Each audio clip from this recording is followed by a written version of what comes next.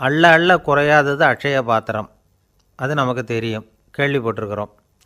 ஆனால் போட போட நிரம்பாத ஒரு பாத்திரம் உண்டு. அது என்ன தெரியுமா? நம்மளில் பல பேர்கிட்ட அந்த பாத்திரம் உண்டு. அதுதான் பேராசை அப்படிங்கிற பாத்திரம். அதை நிறைவு செய்யவே முடியாது. பேராசையை பற்றி சுஃபி இலக்கியத்தில் ஒரு பிரபலமான கதை உண்டாம். அதை ஒரு பெரியவர் எடுத்து சொல்லியிருக்கிறார். ஒரு மன்னர் நகர்வலம் போயிட்டுருக்கார். ஒரு பிச்சைக்காரன் மன்னர் எதிரில் வரான். பிச்சை போடுங்கோங்கிறான். என்னுடைய அமைதியை கெடுக்காதே போங்கிறார் மன்னர். அவன் சிரிக்கிறான். அரசே, உங்களுடைய அமைதி கெடக்கூடிய நிலையில் இருந்தால் அதுக்கு பேர் அமைதியே கிடையாது அப்படின்னு நானா. எதிரில் நிற்கிறது வெறும் பிச்சைக்காரன் இல்லை, யோகி அப்படிங்கிறத மன்னர் புரிஞ்சுக்கிட்டார். துறவியே, உங்களுக்கு என்ன வேணும்னாலும் கேளுங்க, கொடுக்குறேன்னாராம். அந்த துறவி மறுபடியும் சிரிக்கிறார். அரசே, உங்களால் முடியாததையெல்லாம் கொடுக்க முடியும்னு சத்தியம் செய்யாதீங்க அப்படின்னார். மன்னருக்கு கோபம் வந்துட்டுது. என்ன இவர் இப்படி சொல்கிறாரு அப்படின்னு நினச்சார். நகர்வலத்தை பாதியிலேயே நிறுத்தினார். வாங்க அரண்மனைக்குன்னார். துறவியை அழைச்சிக்கிட்டு அரண்மனைக்கு வந்துட்டார். துறவி தன்கிட்ட இருந்த பிச்சை பாத்திரத்தை நீட்டினார். இது நிறைய எனக்கு பொற்காசுகள் வேணும் அப்படின்னாராம். அவ்வளவு தானா, இது ஒரு பெரிய காரியமா அப்படின்னு கையை தட்டினாராம் மன்னர். ஒரு பெரிய தாம்பாளம் நிறைய பொற்காசுகள் சேர்ந்தது. அதை அள்ளி போட்டார். போட போட அந்த பிச்சை பாத்திரம் நிரம்பவே இல்லை. பொற்காசுகள் போட போட அவ்வளவையும் உள்ளே வாங்கிக்கிட்டே இருக்குது. அரசாங்க கஜானாவே காலி ஆகிட்டுது. மூட்டை மூட்டையாக பொற்காசுகளை கொட்டி பார்த்துட்டாங்க. அது முழுங்கிக்கிட்டே இருக்குது. கடைசி வரைக்கும் அந்த பிச்சை பாத்திரம் நிரம்பவே இல்லை. அரசர்கிட்ட இருந்த கர்வம் போயிட்டுது. அப்படியே பொத்துன்னு துறவி காலில் விழுந்தார். அப்போ அந்த துறவி சொன்னாராம், மன்னா, இந்த பிச்சை பாத்திரத்தை உங்களால் மட்டும் இல்லை, வேறு யாராலையும் நிரப்ப முடியாது. அதுக்கு என்ன காரணம்னா, இது சாதாரண பிச்சை பாத்திரம் இல்லை, பேராசைகளோடு வாழ்ந்து செத்துப்போன ஒரு மனிதனின் மண்டை ஓடுது அப்படின்னாராம். பாருங்கள், இதுதான் அந்த சுஃபி இலக்கிய கதை. செத்த பிறகும் நிறைவு இல்லைன்னா அது எப்பேற்பட்ட பேராசையாக இருக்கும்னு யோசித்து பார்த்துங்க. நம்மால் ஒருத்தர் கல்யாணம் பண்ணிக்க பொண்ணு பார்த்துக்கிட்டு இருந்தார். அழகு, அறிவு, படிப்பு எதுவும் தேவையில்லை, பணம் மட்டும் இருந்தால் போதும் அப்படின்னு பார்க்குறவங்ககிட்டெல்லாம் சொல்லி வச்சார். ரொம்ப நாளைக்கு அப்புறம் ஒரு பணக்காரர் கிடைச்சார். அவர் சொன்னார், இதை பாருங்கள், எனக்கு 20 வயசில் ஒரு மகள், அவளை நீங்கள் கல்யாணம் பண்ணிக்கிட்டால் 2 லட்சம் பணம் கொடுப்பேன். 25 வயசில் ஒரு பொண்ணு, அவளை கல்யாணம் பண்ணிக்கிட்டால் 2.5 லட்சம் தருவேன். 30 வயசில் ஒரு பொண்ணு இருக்கா, அவளை கல்யாணம் பண்ணிக்கிட்டால் 3 லட்சம் தருவேன். என்ன சொல்கிற அப்படின்னாராம். இவன் கொஞ்ச நேரம் யோசித்து பார்த்துருக்கான். அதுக்கப்புறம் மெதுவாக அவரை நிமிர்ந்து பார்த்து, ஒருத்தர் ரொம்ப அவசரமாக வந்தார். சார், மனுஷன் நிம்மதியாக இருக்கிறதுக்கு என்ன வழின்னு கேட்டார். சீக்கிரமாக ஒரு கல்யாணத்தை பண்ணிங்க, எல்லாம் சரியாக போடும் அப்படின்னோம். அவர் ஒரு மாதிரியாக பார்த்தார். ஏற்கனவே எனக்கு கல்யாணம் ஆகிட்டுது சார், அதனால தானே நிம்மதியாக இருக்கிறதுக்கு வழி கேட்குறேன் அப்படின்னார். சரி, இவர் ஒரு மாதிரியான கேஸ் அப்படின்னு நினச்சிக்கிட்டு நம்மக்கிட்ட இருந்த ஒரு சின்ன புத்தகத்தை அவர்கிட்ட தூக்கி கொடுத்தோம். இதை படித்து பாருங்கன்னு. கல்யாணத்துக்கு பிறகும் சந்தோஷமாக இருக்கிறதுக்கு என்ன வழி அப்படிங்கிற கேள்விக்கு அந்த புத்தகத்தில் விளக்கம் இருந்தது. கணவன் மனைவிக்குள்ளே சிக்கல் வராமல் இருக்கிறதுக்கு அதில் சில வழிகளை சொல்லி கொடுத்துருக்குறாங்க. அதெல்லாம் என்னென்ன அப்படிங்கிறத இப்போ பார்க்கலாமா? குடும்பம்னு இருந்தால் கோபம் வரதான் செய்யும். அது வந்துட்டு போட்டும் பரவாயில்ல. ஆனால் அந்த கோபம் ஒரே நேரத்தில் 2 பேருக்கும் வந்துடாமல் பார்த்துக்கணும். ஒரு சமயத்தில் யாராவது ஒருத்தர் தான் கோபப்படணும், அடுத்தவங்க அமைதியாக இருக்கணும். அதுக்கப்புறம் இவர் அமைதியான உடனே அவங்க ஆரம்பிச்சிக்கலாம். கோபமாக ஏதாவது சொன்னால் உடனே கோபமாக பதில் சொல்லக்கூடாது. கொஞ்சம் பொறுத்து கோபம் தீர்ந்த உடனே அந்த பதிலை சொல்லலாம். அப்போ பதில் கோபமாக இருந்தால் கூட அது அவ்வளோ பெருசாக தெரியாது. அற்ப விஷயத்துக்கெல்லாம் காய்ச்சி மூச்சுன்னு கத்திகிட்டு இருக்கக்கூடாது. உங்கள் 2 பேருக்குள்ளே ஒரு தர்க்கம் ஆரம்பமாயிட்டுதுன்னு வச்சுக்கோங்க. கடுமையாக 2 பேரும் விவாதம் பண்ணுறீங்க. உங்களில் ஒருத்தர் இதில் ஜெயிக்கணும்னா அது நீங்களாக இருக்க வேணாம், அடுத்தவங்க ஜெயிக்கிறதுக்கு நீங்கள் துணையாக இருங்களேன். அப்படின்னா நீங்கள் கொஞ்சம் விட்டு கொடுக்கணும், அவ்வளவுதான். ஏதாவது குத்தம் சொல்லணுமா, செஞ்ச தப்பை சுட்டி காட்டணுமா, விமர்சனம் பண்ணணுமா, பண்ணுங்க, வேணான்னு சொல்லலை. ஆனால் சொன்னதை அப்படி சொல்கிறத கொஞ்சம் அன்பாக இதமாக சொல்லுங்கள். எப்போ நடந்த தவறுகளையெல்லாம் இப்போ போய் மறுபடியும் ஞாபகப்படுத்திகிட்டு இருக்க வேண்டாம். நான் அப்போவே சொன்னேன் இந்த புடவை வேணாம்னு, நீங்கள் தான் கேட்கல, இப்போ பாருங்கள் கிழிஞ்சு போச்சு இப்படின்னு கத்துனாங்க ஒரு அம்மா. எப்போ சொன்னீங்கன்னு கேட்டால் ஒரு 10 வருஷத்துக்கு முன்னாடி தீபாவளி சமயத்தில் அப்படிங்கிறாங்க. அது என்ன இன்னும் அப்படியே புதுசாகவே இருக்கும்? உங்களுக்கு அவர் தான் பெருசு, அவருக்கு நீங்கள் தான் பெருசு. அதை விட இந்த உலகத்தில் வேறு எதுவும் முக்கியம் இல்லைன்னு நினைக்கணும். நீ தான் என்னுடைய உலகம்னு எத்தனை தடவை சொல்லியிருப்பீங்க. அதெல்லாம் வெறும் வசனமாக போயிடக்கூடாது. ஏதாவது ஒரு பிரச்சனையை பற்றி கடுமையாக விவாதம் பண்ணிக்கிட்டு இருக்கீங்க, அதை அப்படியே பாதியில் விட்டுட்டு படுக்கைக்கு போயிடக்கூடாது. சுச்சத்தை நாளைக்கு பேசிக்கலாம்னு. அப்படி போனால் தூக்கம் வராது. பிரச்சனையை ஒரு முடிவு பண்ணிக்கிட்டு அதுக்கப்புறமா தூங்க போகணும். ஒரு நாளில் ஒரு தடவையாவது உங்கள் ஜோடியை பாராட்டி நல்ல விதமாக கனிவாக ஒரு வார்த்தை சொல்லணும் அப்படின்னு தீர்மானம் பண்ணிங்க. ஏதாவது தப்பு பண்ணிவிட்டீங்கன்னா பரவாயில்ல, அதை ஒத்துக்கிறதுக்கும் மன்னிப்பு கேட்குறதுக்கும் தயாராக இருக்கணும். அது ஒன்றும் கேவலம் கிடையாது. வீட்டுக்குள்ளே தானே கேட்க போகிறீங்க, வெளியில் யாருக்கு தெரிய போகுதோ. எப்படியோ உங்களுக்குள்ளே ஒரு சமரசம் ஆனால் சரி தான். ஒரு தகராறுன்னு எடுத்துக்கிட்டால் குறைஞ்சபட்சம் அதுக்கு 2 பேர் தேவை. தனியாகவே உட்காந்துக்கிட்டு நான் இப்போ தகராறு பண்ணிகிட்ருக்கிறேன் அப்படின்னு யாரும் சொல்ல முடியாது. 2 பேர் தகராறு பண்ணுறாங்கன்னா பொதுவாக அந்த 2 பேரில் யார் அதிகமாக பேசுகிறாங்களோ அவங்க பேரில் தான் தப்பு இருக்கும். அதை மனசில் வச்சுக்கணும். இதெல்லாம் தான் அந்த புத்தகத்தில் போட்டிருக்கிற வழிமுறைகள். இவ்வளவும் சரியாக வரலைன்னா அப்புறமா சொல்லுங்கள், வேறு புத்தகம் ஏதாவது இருக்கான்னு தேடுவோம். ஒரு கணவன் தன்னுடைய மனைவியை அழைச்சிக்கிட்டு ஒரு மனோதத்துவ டாக்டர்கிட்ட வந்தாராம். டாக்டர், எங்களுக்கு கல்யாணம் ஆகி 30 வருஷ காலமாக நாங்கள் ஒரு விஷயத்தில் கூட ஒத்து போனதில்லை அப்படின்னு ஆரம்பித்தார். உடனே அந்த அம்மா குறுக்கிட்டு, அது 30 வருஷம் இல்லை, 32 வருஷம் அப்படின்னாங்களாம். ஒருத்தர் இருக்கார், நல்ல உத்தியோகத்தில் தான் இருக்கிறார். ஆனால் எப்போ பார்த்தாலும் முகத்தை வெறுப்பாக வச்சுருப்பார். அப்படியே வருவார் போவார். ஏன் சார் இப்படி இருக்கிறீங்க அப்படின்னு விசாரித்தோம். ஏன்டா இந்த வேலைக்கு வந்தோம்னு இருக்குது சார் அப்படின்னார். உங்கள் வேலை உங்களுக்கு பிடிக்கலையா அப்படின்னு கேட்டோம். இல்லைன்னார். இப்படிப்பட்டவங்க வெற்றிகரமான வாழ்க்கை வாழ முடியாது. இது நிபுணர்கள் கருத்து. வேலையை நேசிக்க தெரிந்தவர்கள் வெற்றி பெறுவார்கள் அப்படிங்கிறாங்க அவங்க. எந்த துறையாக இருந்தாலும் சரி, அந்த துறையில் வெற்றிகரமாக இருக்கிறவங்கள விசாரித்து பாருங்கள். எனக்கு என்னுடைய வேலை ரொம்ப பிடிக்கும் அப்படின்னு சொல்கிறவங்களாக தான் இருப்பாங்க. அப்படி இருந்தால் தான் அது வெற்றிகரமாக இருக்க முடியுது அவங்களால. ஒருத்தனுக்கு பிடித்தமான பொழுதுபோக்கே அவனுடைய தொழிலாக இருந்துட்டுதுன்னா அவனை மாதிரி கொடுத்து வச்சவன் வேறு யாரும் இல்லை அப்படிங்கிறார் பெர்னாட் ஷா. ஒரு தடவை மன்னர் ஹுமாயூன் உயிரை தண்ணீர் மொண்டு ஊற்றுகிற தொழிலாளி ஒருத்தர் காப்பாற்றினாராம் அந்த ஹுமாயூன் உயிரை. உடனே மன்னர் கேட்டிருக்கார், உனக்கு என்ன வேணும்னாலும் கேளு தரேன், உயர் பதவி வேணுமா அப்படின்னு கேட்டாராம். மன்னா, மக்களின் தாகம் தீர்க்கக்கூடிய இந்த பணியை விட உயர்ந்தது உண்டா அப்படின்னாராம் அந்த தொழிலாளி. அவரால் அவருடைய வேலையை நேசிக்க முடிஞ்சுது, அதனால் மகிழ்ச்சியாக இருக்க முடிஞ்சுது. நாமெல்லாம் அப்படி இல்லை. வேலை கிடைக்கிற வரைக்கும் கிடைச்சா போதும் அப்படின்னு இருக்கோம். கிடைச்சதுக்கப்புறம் ஏன்டா அந்த வேலைக்கு வந்தோம்னு ரொம்பவும் அழுத்துக்குவோம். சரி, நாம் இருக்கிற இடத்துல நாம் வெற்றிகரமாக இருக்க வழி உண்டா அப்படின்னா உண்டுன்னு சொல்கிறாங்க. அதாவது மன இயல் நிபுணர்கள் இருக்கிறாங்க இல்லையா, அவங்க அதுக்கு முக்கியமாக 6 வழிகள் சொல்கிறாங்க. நீங்கள் ஒரு அலுவலகத்தில் வேலை பார்க்குறவரா அப்படின்னா இதை கேளுங்க. அதாவது உங்கள் மேலதிகாரி எதிர்பார்ப்புக்கு தகுந்த மாதிரி உங்கள் வேலை இருக்குதா? அப்படி இல்லைன்னா முதல்ல உங்கள் வேலையின் தரம் உயரணும். உங்களுக்கு மேலே கீழே வேலை பார்க்குற பணியாளர்கள்கிட்ட நல்ல விதமாக பழகிறீங்களா? அந்த உறவு முறையில் ஏதாவது குறை இருந்தால் அதை கண்டுபிடிச்சி சரி பண்ணுங்கள். நம்பிக்கைக்கு உரியவர் அப்படின்னு நீங்கள் பேர் எடுக்கணும். நீங்கள் எடுக்கிற முடிவு நல்ல முடிவாக தான் இருக்கும் அப்படின்னு அடுத்தவங்க சொல்லணும். உங்கள் தோற்றத்துக்கு முக்கியத்துவம் கொடுங்க. இது மனம் உடல் 2ம் சம்மந்தப்பட்டது. அதனால் மனசையும் ஆரோக்கியமாக வச்சுருக்கணும், உடம்பையும் ஆரோக்கியமாக வச்சுருக்கணும். உங்களுடைய நிர்வாகம் செயல்படுற விதத்தை நல்லா புரிஞ்சு வச்சுக்கணும். உங்களுடைய நிர்வாகம் இப்போ ஒரு காரியம் செய்யுதுன்னு வச்சுங்க, ஏன் அப்படி செய்யுது, எதுக்காக அப்படி செய்யுது, அதனுடைய குறிக்கோள் என்ன, அது நீடிக்கிறதுக்கு காரணம் என்ன, இதையெல்லாம் தெரிஞ்சுக்கணும். சிரிப்புக்கு வஞ்சகம் பண்ணக்கூடாது. நல்லா சிரிக்கணும், அப்போ தான் அது திரும்ப கிடைக்கும். கடந்த கால தோல்வியை பற்றி கவலைப்படக்கூடாது. முதலாளி விருப்பம் தெரிஞ்சு நடந்துக்கிறது நல்லது தான். அதுக்காக காக்கா பிடிக்கணுங்கிற அவசியம் இல்லை. உங்களுக்கு ஒரு பொறுப்பான வேலை கிடைக்குது, உடனே சத்தம் குழப்பம் அப்படின்னு சூழ்நிலையை இறுக்கமாக ஆக்கிடக்கூடாது. எந்த சூழலையும் இயல்பாக கையாளக்கூடியவர் அப்படிங்கிறத காட்டணும். இதெல்லாம் உங்கள் துறையில் நீங்கள் வெற்றி பெற நிபுணர்கள் சொல்கிற யோசனைகள். இவ்வளவு விவரமும் சொல்லிவிட்டு ஒருத்தரை பார்த்து கேட்டோம், இப்போ சொல்லுங்கள், நீங்கள் செய்கிற வேலை உங்களுக்கு பிடிச்சிருக்குதா அப்படின்னோம். ரொம்ப ரொம்ப பிடிச்சிருக்குது அப்படின்னார். சரி, என்ன செஞ்சிகிட்ருக்குறீங்க அப்படின்னு கேட்டோம். சும்மா தான் இருக்கிறேன் அப்படின்னார் அவர். ஒருத்தர் ரொம்ப அவசரமாக போய்கிட்டு இருந்தார். எங்கே சார் போகிறீங்கன்னு கேட்டோம். எனக்கு வேண்டியப்பட்ட ஒருத்தருக்கு குழந்தை பிறந்திருக்கிறதாக செய்தி வந்திருக்கு, அதுதான் ஆஸ்பத்திரிக்கு போயிட்டுருக்கேன், பார்த்துட்டு வரலாம்னு அப்படின்னார். அப்படின்னா கொஞ்சம் இப்படி உட்காருங்க அப்படின்னோம். சில விவரமெல்லாம் சொல்கிறேன், கேட்டுக்கிட்டு போங்க அப்படின்னோம்.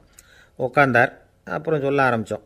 புதுசாக பிறந்திருக்கிற ஒரு குழந்தைய பார்க்க போகிறதுன்னா அது சாதாரண விஷயம் இல்லை. அதில் ரொம்பவும் கவனமாக நடந்துக்கணும். புது குழந்தைக்கு நோய் சுலபமாக தொற்றும். முக்கியமாக காற்று மூலமாக பரவுகிற நோய்கள் சுலபமாக வந்துடும். அதனால் நமக்கு உடம்பு சரியில்லைன்னா குழந்தைய விட்டு கொஞ்சம் தள்ளியே இருக்கிறது தான் நல்லது. பெரியவங்களை பொறுத்த வரைக்கும் சாதாரணமாக உள்ள ஒரு கிருமி கூட குழந்தையை பொறுத்த வரைக்கும் ரொம்ப மோசமான ஒரு கிருமியாக இருக்கும். சில வெளிநாடுகளில் எப்படி தெரியுமா, பிறந்த குழந்தை தூங்கிக்கிட்டு இருக்கிற ஒரு ரூமுக்கு போகணும்னா போகிறவங்க முகமூடி போட்டுக்கணும், காலணிகளை மாற்றிக்கணும், அவ்வளவு சுத்தமாக உள்ளே போய் பார்த்துட்டு வரணும். பொதுவாக சில ஆஸ்பத்திரிகளில் பார்த்திங்கன்னா பார்வையாளர்கள் நேரத்தில் விசிட்டிங் ஹவர்ஸ் தாயை விட்டு குழந்தைய தனியாக பிரித்து வச்சுருவாங்க. எதுக்குன்னு நினைக்கிறீங்க? அந்த நேரம் பல பேர் வருவாங்க போவாங்க. அவங்க கை கால் சுத்தமாக இருக்காது. சுத்தம் இல்லாத கைகள் மூலமாக கிருமிகள் பரவும். சுத்தம் இல்லாத கைன்னா மண் தூசி படிஞ்சிருக்கிற கை மட்டும் தான் அர்த்தம் இல்லை. சாலையில் கையை வீசிக்கிட்டு நடந்து வர்றீங்க, குழந்தைய பொறுத்த வரைக்கும் அது கூட சுத்தம் இல்லாத கை தான். தாயை தவிர மற்றவங்க குழந்தைய தூக்காமல் பார்த்துக்கிறது நல்லது. தாய் கூட அளவோடு கொஞ்சிறதோடு நிறுத்திக்கணும். புதுசாக ஒரு குழந்தைய பெற்றுருக்கிற பொண்ணுக்கிட்ட மற்ற தாய்மார்கள் ஏதாவது சொல்லிக்கிட்டே இருப்பாங்க. குழந்தைய அப்படி வளர்க்கணும் இப்படி வளர்க்கணும் அப்படின்னு ஏதாவது அட்வைஸ் பண்ணிக்கிட்டே இருப்பாங்க. இப்படி ஓவராக அறிவுரை பண்ணுறது அந்த பொண்ணை குழப்பி விட்டுரும். அதனால் அப்படிலாம் பண்ணக்கூடாது. அந்த பெண்ணே ஏதாவது கேட்டால் கூட டாக்டர் சொல்ல வேண்டிய விவரங்களையெல்லாம் நாமே சொல்லிகிட்டு இருக்கக்கூடாது. புதுசாக பிறந்திருக்கிற குழந்தைய மட்டும்தான் இப்படி பார்க்கணும்னு இல்லை. ஒரு நோயாளி குழந்தைய பார்க்க போகிறதுனா கூட ரொம்ப எச்சரிக்கையாக தான் நடந்துக்கணும். ஒரு தின்பண்டமோ விளையாட்டு சாமானோ அந்த குழந்தைக்கு நாம் வாங்கிட்டு போகிறதா வச்சுக்குவோம். அதை நேராக கொண்டுகிட்டு போய் அந்த குழந்தைகிட்டே கொடுக்கக்கூடாது. அதோட அப்பா அம்மாக்கிட்ட ரகசியமாக கொடுக்கலாம். அவங்க முடிவு பண்ணட்டும் குழந்தைகிட்ட அதை கொடுக்கலாமா வேண்டாமாங்கிறத. அவங்களுக்கு தான் தெரியும் அதோட மனசும் உடம்பும். உங்கள் அக்கறையை காட்டுறதா நினச்சிக்கிட்டு குழந்தை வாயில் எதையும் கொண்டுட்டு போய் போடாதீங்க. போகிறப்போ உங்கள் வீட்டு குழந்தையும் அழைச்சிட்டு போகாதீங்க. இது நோயை வாங்கிட்டு வந்துடும், அல்லது புதுசாக ஒரு நோயை அதுக்கிட்ட கொடுத்துட்டு வந்துடும்.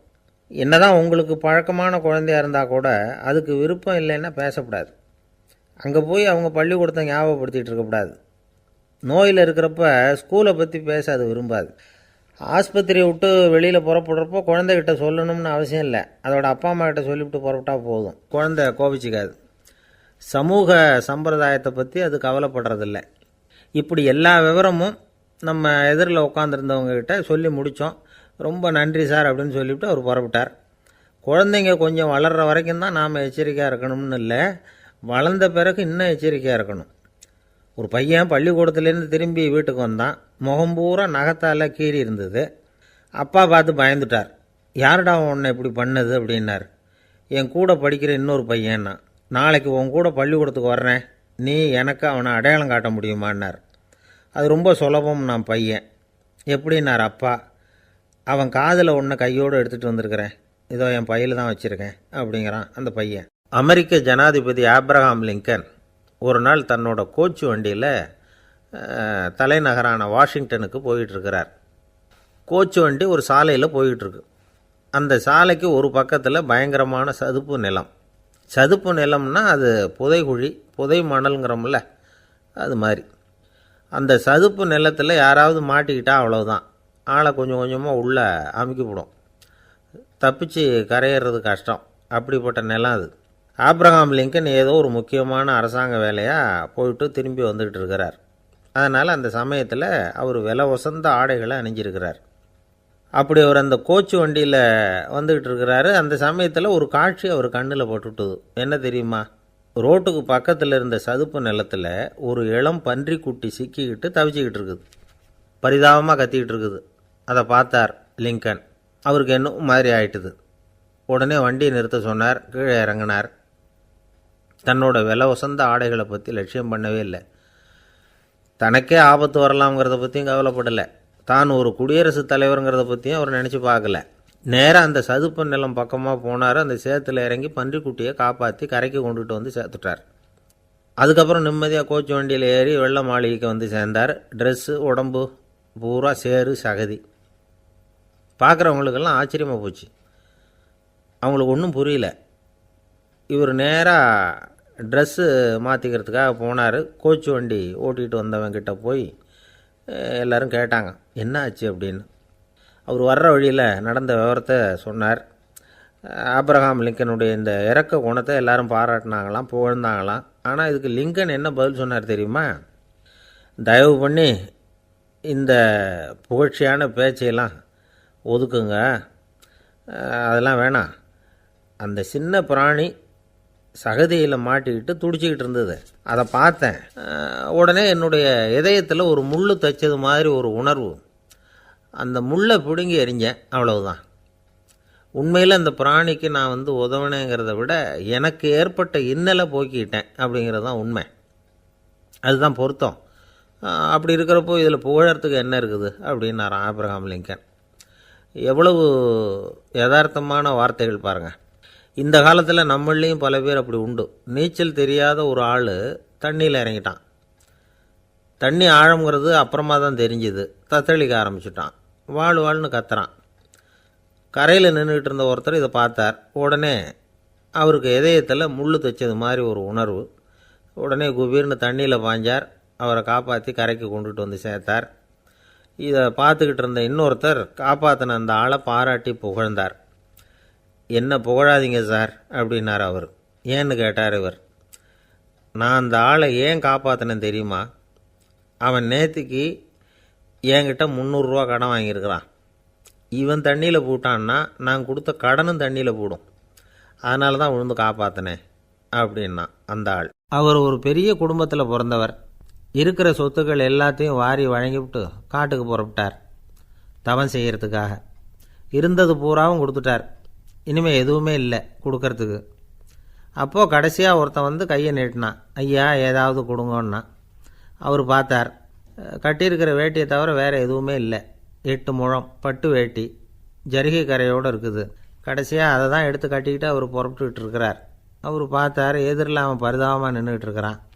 அந்த 8 முழ வேட்டியை 2ஆக கிழிச்சார். 4 முழத்தை அவங்ககிட்ட கொடுத்துட்டு மீதி 4 முழத்தை தன்னுடைய இடுப்பில் கட்டிக்கிட்டு அவர் காட்டுக்கு போயிட்டார். இவன் என்ன பண்ணான் தெரியுமா? கையில் கிடைச்ச 4 முழத்தை எடுத்துக்கிட்டு கடை வீதிக்கு போனான். பழைய பட்டு வேட்டி ஜருகை இதெல்லாம் விலைக்கு வாங்குகிற வணிகர் ஒருத்தர் இருந்தார். அவர்கிட்ட போனான். இதை விலைக்கு எடுத்துக்கிறீங்களான்னு கேட்டான். அவர் வாங்கி பார்த்தார். ஆகா, ரொம்ப அருமையான வேட்டி, விலை ஒசந்த ஜருகை, இது ஏது உனக்குன்னு கேட்டார். அவன் நடந்ததை சொன்னான்.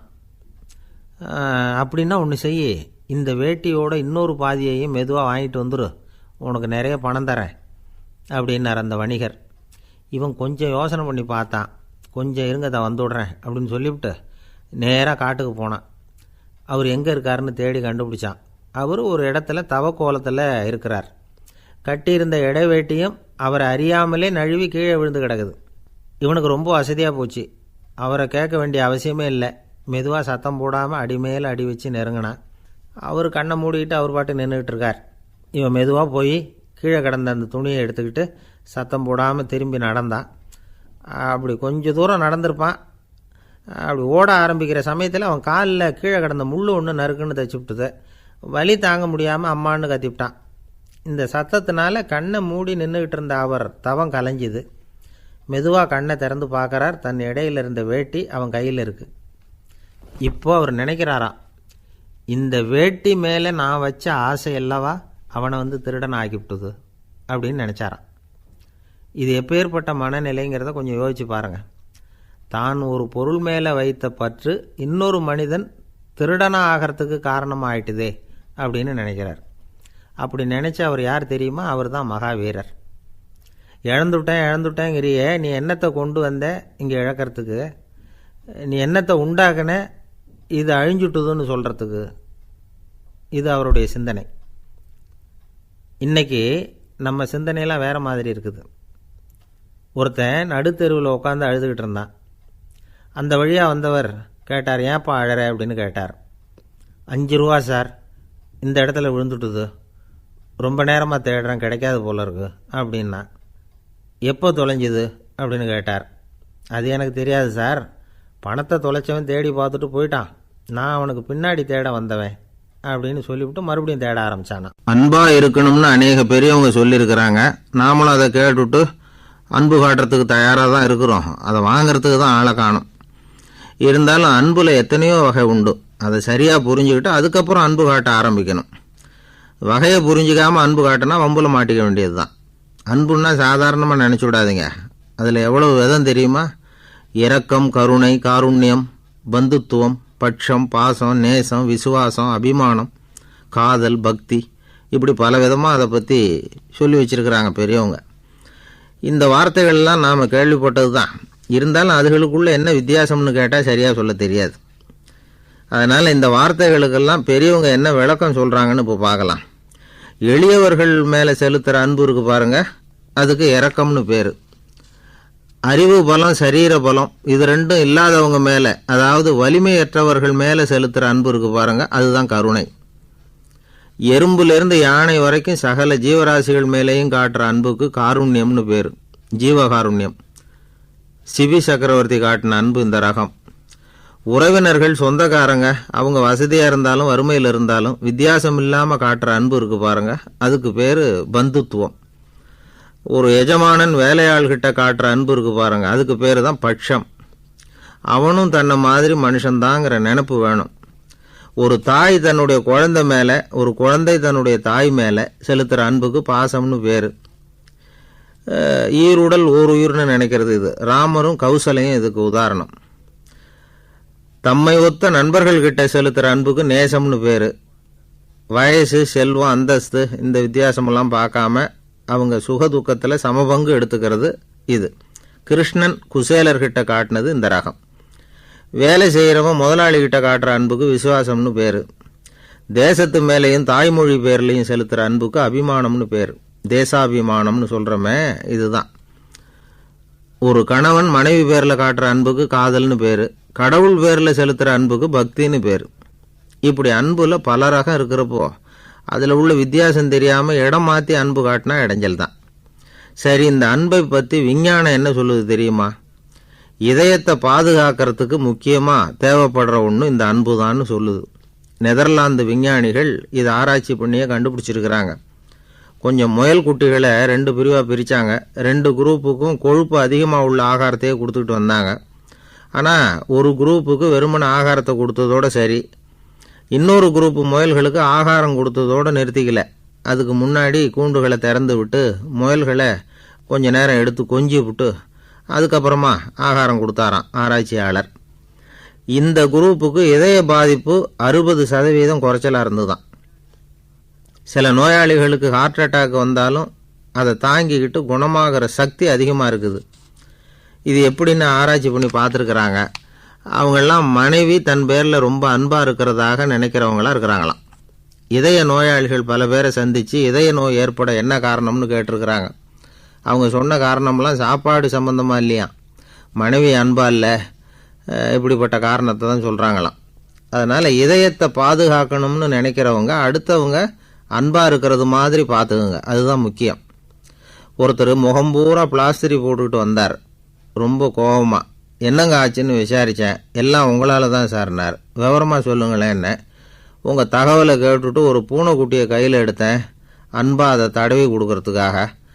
ஆனால் அது முந்திக்கிட்டது, அது என் முகத்தை தடவி கொடுத்துட்டுது, முகம் பூரா நகை கீறல், அதுதான் இப்படி அப்படின்னார். அன்புல அறிவு சேராததுனால வந்த கோளாறு இது. என்னுடைய நண்பர் ஒருத்தர் ஆழ்ந்த சிந்தனையில் இருந்தார். என்ன யோசனை பண்ணுறீங்கன்னு கேட்டேன். தலைவர் ஆகணும்னு பார்க்குறேன், அதுதான் என்ன வழின்னு யோசிச்சுக்கிட்டு இருக்கேன்னார். நான் கூட அது மாதிரி யோசித்து பார்த்தேன். அதுக்கப்புறம் அந்த யோசனையை கை விட்டுட்டேன் அப்படின்னோம். ஏன்னு கேட்டார். அதுக்கான தகுதிகள் நமக்கு இல்லைங்கிறது புரியுது. அது நமக்கு புரியறத விட நம்ம விட மற்றவங்களுக்கு நல்லா புரிஞ்சு போச்சு. அதனால் பேசாமல் கம்முன்னு இருந்துடுறது தான் நல்லது அப்படின்னோம். தலைவர் ஆகிறதுக்கு தகுதிகள் வேறு உண்டோ அப்படின்னு கேட்டார். அவர் யதார்த்தமாக தான் கேட்குறார். நாங்கள் உடனே எங்ககிட்ட இருந்த ஒரு புஸ்தகத்தை எடுத்து அவர்கிட்ட கொடுத்தோம். படித்து பாருங்கன்னு. தலைவர் ஆகிறதுக்கு என்ன வழி அப்படிங்கிறத பற்றி அதில் போட்டிருக்கிறாங்க. முதல் வழி என்ன தெரியுமா? ஒரு 4 பேர் முன்னாடி இல்லைன்னா ஒரு கூட்டத்துக்கு முன்னாடி நீங்கள் பேச போகிறீங்க. அப்போ எப்படி ஆரம்பிக்கணும்னா, உண்மையான புகழ்ச்சி, நேர்மையான பாராட்டு, இதோடு ஆரம்பிக்கணும். எடுத்ததுமே அது சரியில்லை இது சரியில்லைன்னு பேசிகிட்டு இருக்கக்கூடாது. மக்களை பார்த்து நீங்கள் தான் தப்பு பண்ணிவிட்டீங்க அப்படின்னு நேரடியாக சொல்லக்கூடாது. தவறு இருந்தாலும் அதை மறைமுகமாக ஏதாவது கதை சொல்லி அதிலிருந்து அவங்க புரிஞ்சுக்கிற மாதிரி செய்யணும்.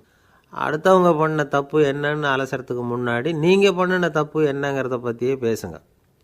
எதுக்கும் நேரடியாக உத்தரவு போட்டுக்கிட்டு இருக்கக்கூடாது. இதை நீங்கள் செய்யணும் அப்படின்னு சொல்கிறதுக்கு பதிலாக நீங்கள் இப்படி செஞ்சால் எப்படி இருக்கும் அப்படின்னு கேள்வி மாதிரி கேட்கணுமா. இப்படி கேட்டால் அது உத்தரவு மாதிரி தெரியாதான்.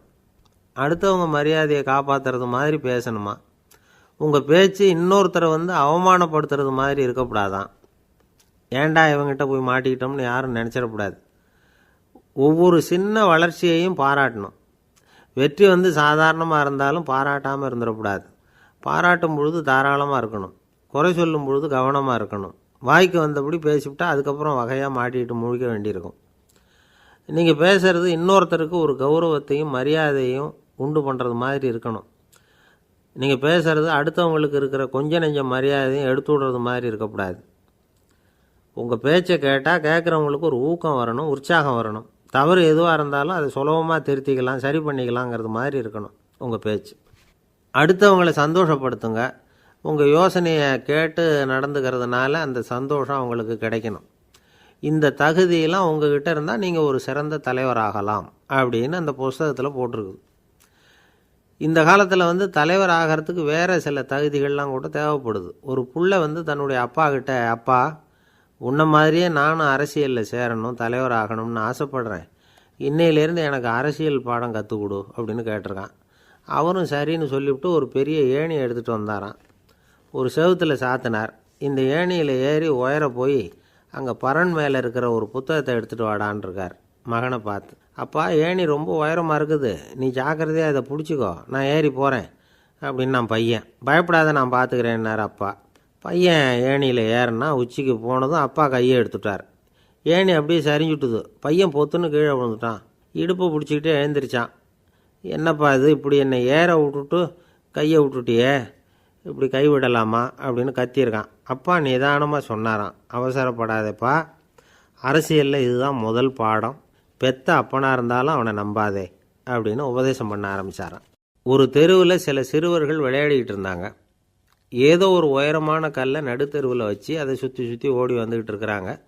அது என்ன விளையாட்டோ அவங்களுக்கு தான் தெரியும். கொஞ்ச நேரம் அப்படி விளையாடிக்கிட்டு இருந்தவங்க விளையாடி முடித்ததும் அந்த கல்லை நடுத்தெருவில் அப்படியே விட்டுட்டு அவங்கவுங்க வீட்டுக்கு ஓடி போட்டாங்க. அதுக்கப்புறம் அந்த வழியாக 2 பெண்கள் பேசிக்கிட்டே வந்தாங்க. பேச்சு சுவாரஸ்யத்தில் நடுத்தெருவில் இருந்த அந்த கல்லை கவனிக்கலை. காலில் இடிச்சுட்டுது, லேசாக ரத்தம் வந்துட்டுது, வலி தாங்கலை.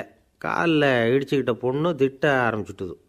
வர வர ஊர் உலகம் ரொம்ப கெட்டு போச்சு, யாருக்கும் பொறுப்பே கிடையாது பாரு, இப்படி நடுத்தருவில் பொறுப்பு இல்லாமல் இப்படி கல்லை போட்டு வச்சுருக்குறாங்களே, இது நியாயமா அப்படின்னு சொல்லி இந்த சமூகத்தை கடுமையாக விமர்சனம் பண்ணிக்கிட்டு அவங்க போயிட்டாங்க.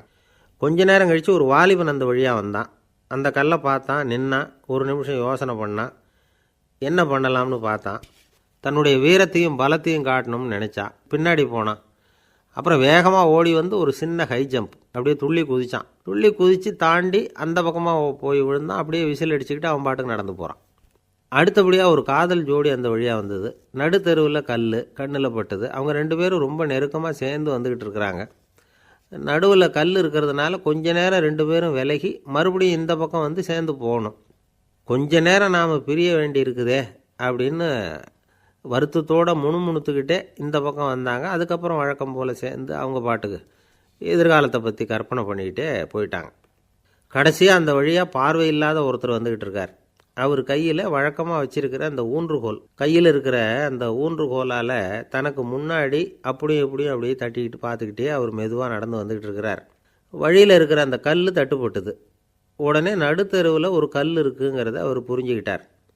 உடனே குனிஞ்சார். அந்த கல்லை தடவி பார்த்து எடுத்தார். தெரு ஓரமாக கொண்டுட்டு போய் போட்டார். அதுக்கப்புறம் அவர் பாட்டுக்கு அவர் வழியில் நடந்து போனார்.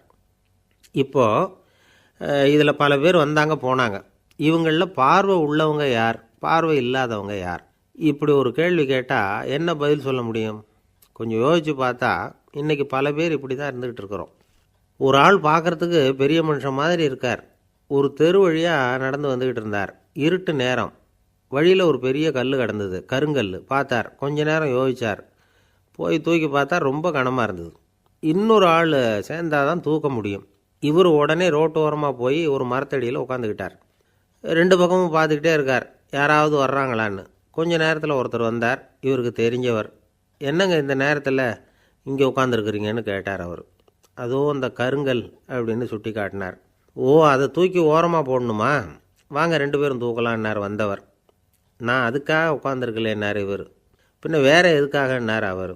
ஒரு மனுஷன் கருங்கல்லில் காலை இடிச்சுக்கிட்டான்னா எப்படி துள்ளுவான்னு பார்க்கணுங்கிறது எனக்கு ரொம்ப நாளாக ஒரு ஆசை. அதுக்காக தான் உட்காந்துருக்கிறேன் அப்படின்னாராம். இந்த உலகத்தில் எவ்வளவோ உயிரினங்கள் இருக்குது. ஒவ்வொன்றும் ஒவ்வொரு விதமாக சண்டை போடுது. இப்போ 2 மாடு சண்டை போட்டுக்குதுன்னு வச்சுக்கோங்க. என்ன பண்ணும்? 2 முட்டிக்கும். அதுக்கு சண்டை போடுறதுக்கு ஆயுதமாக உபயோகப்படுறது அதோட கொம்பு. 2 சேவல் சண்டை போட்டுக்குதுன்னு வச்சுக்கோங்க. அதுக்கு ஆயுதமாக உபயோகப்படுறது அதோட கால் நகம். காலால் தான் அது ஒன்றோட ஒன்று சண்டை போட்டுக்கும். ஆனால் 2 மனுஷன் சண்டை போட்டுக்கிறான்னு வச்சுக்கோங்க. இவன் இன்னதை தான் ஆயுதமாக உபயோகப்படுத்துவான்னு குறிப்பிட்டு சொல்ல முடியாது. கல்லை எடுப்பான், கத்தி எடுப்பான், துப்பாக்கி எடுப்பான், என்ன வேணாலும் பண்ணுவான். வாயால் திட்டுவான், கையால் அடிப்பான், காலால் உதைப்பான், சகலகலா வல்லவன். விலங்குகள்லாம் பொதுவாக வாயை சாப்பிட்றதுக்கு மட்டும்தான் உபயோகப்படுத்துது. ஆனால் இவனுக்கு சாப்பிட்றதுக்கும் அதுதான், சாப்பிட்டு விட்டு திட்டுறதுக்கும் அதுதான். ஆனால் ஒரு விஷயத்தில் மட்டும் கெட்டிக்கிறேன். அதாவது நாம் சண்டை போட்டுக்கிட்டாலும் பரவாயில்லை, கோழிகள் சண்டை போடாமல் இருக்கணும் அப்படின்னு ஆசைப்படுறான். எதுக்காக? கோழிகள் சண்டை போடாமல் இருந்தால் நிறைய முட்டைகள் போடுமா. அதுக்காக தான் இந்த அக்கறை. கோழி பண்ணை வச்சுருக்கிறவங்களுக்கு இது ஒரு பெரிய பிரச்சனை. அதாவது பண்ணையில் இருக்கிற கோழிகளுக்குள்ளே அடிக்கடி சண்டை வந்துடும். அதனால் முட்டை உற்பத்தி குறைஞ்சிரும். சரி, இதுக்கு என்ன பண்ணுறது? பண்ணையில் போய் உட்காந்துக்கிட்டு தினமும் பஞ்சாயத்து பேசிகிட்டு இருக்க முடியுமா? அமெரிக்காவில் கோழி பண்ணை வச்சுருக்கிற ஒருத்தர் இதை பற்றி யோசனை பண்ணி பார்த்தாராம். ஒரு வழியையும் கண்டுபிடிச்சிருக்கார். கோழிக்கெல்லாம் மூக்கு கண்ணாடி மாட்டி விட்டுட்டோம்னா அது சண்டை போடுற குணம் குறைஞ்சிரும், முட்டை அதிகமாகிடும். அந்த கண்ணாடியில் உள்ள லென்ஸு சிவப்பு நிறத்தில் இருக்கணும், அவ்வளவுதான் அப்படின்னு அவர் கண்டுபிடிச்சாராம். இது ஏற்கனவே நடைமுறையில் கண்டுபிடிக்கப்பட்ட ஒரு விஷயம். ஆனால் எல்லா கோழிக்கும் சிவப்பு மூக்கு கண்ணாடி எப்படி மாட்டி விடுறது? அப்படியே மாட்டி விட்டாலும் அது நழுவாமல் இருக்கணுமே. இப்போ நாமெல்லாம் நடு விரலால் மூக்கு கண்ணாடி நடுவில் தொட்டு அப்படி ஸ்டைலாக சரி பண்ணிக்கிறோம். அது மாதிரி கோழி எப்படி சரி பண்ணிக்கும்? இதுதான் பிரச்சனை. இதுக்கு அவர் என்ன வழி கண்டுபிடிச்சாருன்னா, கோழிக்கெல்லாம் மூக்கு கண்ணாடிக்கு பதிலாக விழியொட்டு வில்லைகள், கான்டாக்ட் லென்ஸ், அதை பொருத்தி விட்டா என்ன அப்படின்னு யோசனை பண்ணார். அதே மாதிரி பண்ணார். அதே மாதிரி செஞ்சு பார்த்தார், வெற்றி. அதுக்கப்புறம் கோழியெல்லாம் சண்டை போட்டுக்கலையாம், சமாதான பிரியர்கள் ஆகிட்டு தான். கோழிகளுக்கு இயல்பாகவே சண்டை போடுற குணம் உண்டு. ஆனால் அதோட கண்ணுக்கு பார்க்குற பொருள்லாம் ரோஜா நிறத்துலையோ அல்லது இன்னும் சொல்லப்போனால் அழுத்தமான சிவப்பு நிறத்துலையோ தெரிஞ்சதுன்னா சண்டை போடுற குணம் குறைஞ்சிருதான். அந்த சமயத்தில் அது அதிகமாகவும் முட்டையிட ஆரம்பிச்சுடுதான். அதே நேரத்தில் இறை எடுக்கிறத கூட குறைச்சிக்குதான். இது ஏன் இப்படி பண்ணுதுங்கிறது விஞ்ஞானிகளுக்கு இன்னமும் புரியலையா. எப்படியோ அமெரிக்க கோழிகள்லாம் கான்டாக்ட் லென்ஸ் பொருத்திக்க ஆரம்பித்தாச்சு. கோழி கழுத்தை பிடிச்சிக்கிட்டு ஒரு சில வினாடிகளில் அதை பொருத்தி விட்றாங்களாம். கோழியோட ஆயுள் பூரா அது அப்படியே இருக்குமா. பண்ணையில் முட்டை உற்பத்தி குறைஞ்சா இது மாதிரி விஞ்ஞானபூர்வமாக பரிகாரம் தேடுறது தான் நல்லது. நமக்கு வேண்டியப்பட்ட ஒருத்தர், அவர் ஒரு கோழி பண்ணை வச்சுருந்தார். அந்த பண்ணையில் பாதி கோழி திடீர்னு செத்து போச்சு. உடனே ஒரு கால்நடை மருத்துவர்கிட்ட போக வேண்டியது தானே. அங்கே போகல, உள்ளூரில் மந்திரம் பண்ணிகிட்டு இருந்த ஒரு சாமியார்கிட்ட போனார். அவர் காலில் விழுந்தார். சாமி, என் பண்ணையில் பாதி கோழி செத்து போட்டுதுன்னார். சாமியார் யோசனை பண்ணார். சரி, பண்ணையில் வாசப்படி கிழக்கு பக்கமாக வச்சுருக்கியா மேற்கு பக்கமாக வச்சுருக்கியான்னு கேட்டார். கிழக்கு பக்கமாக இருக்குன்னார் அவர். அதுதான் தப்பு, மேற்கு பக்கமாக அதை மாற்று, சரியாக போடும்னாராம். அதே போல் இவர் போய் மாற்றிவிட்டார். அப்பவும் பாதி செத்து போச்சு. மறுபடியும் சொன்னார், சாமி மறுபடியும் பாதி கோழி செத்து போட்டுதேன்னார். சரி, கூரை எப்படி போட்டிருக்க? ஓடு போட்டிருக்கியா இல்லை கீத்து போட்டிருக்கியான்னார். ஓடு போட்டிருக்கேன்னாராம் அவர். அதுதான் தப்பு, கீத்து போட்டுரு, சரியாக போடும்னாராம். சரின்னு போய் அதையும் மாற்றி பார்த்தார். மறுபடியும் போயிட்டுது, கோழி செத்து போச்சு. வந்தார், மறுபடியும் பாதி செத்து போச்சு சாமின்னு வந்தார். இவரும் யோசனையை மாற்றி மாற்றி சொல்லிகிட்டே இருக்கிறார். இப்படி அவரும் மாற்றி மாற்றி பார்த்தார். 6வது தடவையாக அவரை தேடிட்டு வந்தார். அந்த சமயத்தில் இவர் ரொம்ப தீவிரமாக யோசனை பண்ணி பார்த்துட்டு, அது சரிப்பா, நீயும் என்கிட்ட சளைக்காமல் வந்துக்கிட்டு இருக்கிற, நானும் யோசனை சொல்லிகிட்டு இருக்கேன். இப்போவும் உங்ககிட்ட சொல்கிறதுக்கு என்கிட்ட யோசனை நிறையா இருக்குது. ஆனால் சோதிக்கிறதுக்கு உங்ககிட்ட கோழி இல்லையே, என்ன பண்ணுறது அப்படின்னாராம் இவர். ஒருத்தர் சிகரெட்டும் கையுமா வந்தார். சார், இந்த புகைப்பிடிக்கிற பழக்கத்தை நிறுத்தி போடணும்னு தான் பார்க்குற, முடியலேன்னார். புகைப்பிடிக்கிறத நிறுத்துறது ரொம்ப சுலபம் சார் அப்படின்னார் இன்னொருத்தர். எப்படி சொல்கிறீங்கன்னு கேட்டார் அவர். நான் கூட ஏற்கனவே 10 தடவை அந்த பழக்கத்தை நிறுத்தி இருக்கிறேன் சார் அப்படின்னார் இவர். இதிலேருந்து என்ன தெரியுது? புகைப்பழக்கத்தை திடீர்னு விட்டு விடுறதுங்கிறது ரொம்ப கஷ்டம்னு தெரியுது. இருந்தாலும் இது சம்பந்தமான ஆராய்ச்சி, அனுபவம் இது ரெண்டையும் அடிப்படையாக வச்சு சில வழிமுறைகளை சொல்கிறாங்க. அதாவது புகைப்பிடிக்கிறத நிறுத்துறதுக்கு 10 வழிகள் உண்டு அப்படின்னு சொல்கிறாங்க. அது என்னங்கிறத தெரிஞ்சுக்கிட்டால் உபயோகப்படுதான்னு பார்க்கலாமே. முதல் கருத்து என்னென்னா, கொஞ்ச நாளைக்கு புகைப்பிடிக்கிற நண்பர்களை விட்டு விலகி இருக்கணும். இதனால் புகைப்பிடிக்கிற ஆசை குறையும். அந்த பழக்கத்தை மறுபடியும் ஆரம்பிக்கப்படாதுங்கிற எண்ணம் உறுதிப்படும். ரெண்டாவது கருத்து, புகைப்பிடிக்கிறதை எதிர்த்து தீவிரமாக பிரச்சாரம் செய்ய ஆரம்பிச்சிடணும். அது அடுத்தவங்களுக்கும் உபயோகப்படும், உங்களுக்கும் உபயோகப்படும். உங்கள் உள்ளுணர்வை அது தூண்டும், உங்களை உறுதி கொள்ள வைக்கும். மூன்றாவது கருத்து என்னென்னா, தினமும் 2 தடவை குளிக்கணும். எப்படி தெரியுமா? முதல்ல வெது வெதுப்பான தண்ணீர், அப்புறம் குளிர்ந்த தண்ணீர், இப்படி மாறி மாறி குளிக்கணுமா. நாலாவது கருத்து, உடற்பயிற்சிகள் செய்யணும். மூச்சு வாங்குற மாதிரியான பயிற்சிகள் ரொம்ப நல்லதான். பிராணாயாமம் அப்படிங்கிற மூச்சு பயிற்சி ரொம்ப நல்லதுங்கிறாங்க. அப்புறம் ஐந்தாவது கருத்து, சாப்பாடு மிதமாக இருக்கணும், சீராக இருக்கணும். பச்சை காய்கறிகள், பழங்கள் சாப்பாட்டில் சேர்த்துக்கலாம். அடிக்கடி கொஞ்சம் கொஞ்சமாக சாப்பிட்டு ரத்தத்தில் சர்க்கரையின் அளவை பராமரிக்கணும். இது நரம்புகளை அமைதிப்படுத்தும். ஆறாவது கருத்து என்னென்னா, ரொம்ப நேரம் பசியோடு இருக்கக்கூடாது. புகைப்பிடிக்கிறத நிறுத்த முயற்சி செய்யும் பொழுது எடை குறைப்பு நடவடிக்கைகளை மேற்கொள்ளக்கூடாது. ஏழாவது கருத்து, காப்பி, தேநீர், மதுபானம், அப்புறம் போதைப் பொருள்கள் கலந்த உணவுகள் இதெல்லாம் வேணாம். புகைப்பிடிக்கிறத அதெல்லாம் ஊக்கப்படுத்தும்.